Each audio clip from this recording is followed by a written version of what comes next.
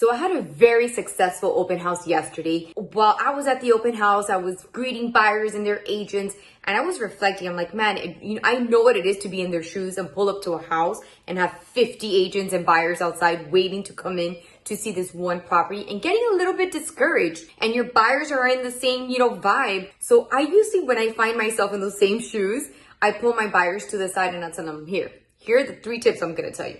1, not everybody that's here is actually qualified to see the property because they think they're going to first find the property and then get qualified, which means they're going to be out of the game. 2, they probably don't qualify for the full amount. And right now, at certain price points, you got to come in strong. You can't be playing little games because you will be like the lowest of the lowest offer, even if you're $10,000 off. So it's to that extreme right now. Most of the buyers or their agents, don't inform their buyers, hey, you gotta come in strong. You have to have short time frames. By the time frames, I mean inspection period.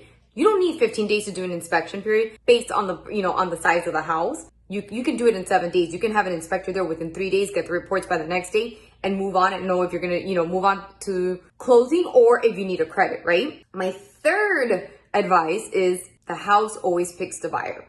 I know this is where my spiritual cliche comes in, but it's true, man. I've had offers where they're very clean offers, they look great, and then something happens like off and you're like, I wonder why this deal just fell through. It's like, it didn't make sense.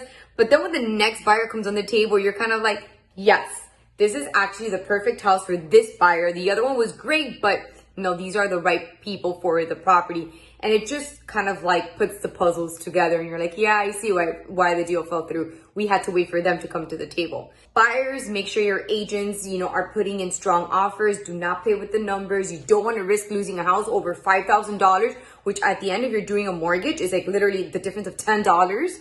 It's not worth it, especially with the interest rates being so low. And I don't want to sound repetitive on this, and I'm sure you're hearing lots of stuff on the media, but come in with your best and your highest. Make sure you have your pre-approval and make sure you're working with the right agent that knows how to present offers. If you have any questions on how's the market, what can you buy, what are the interest rates, holla at your girl. Hold up.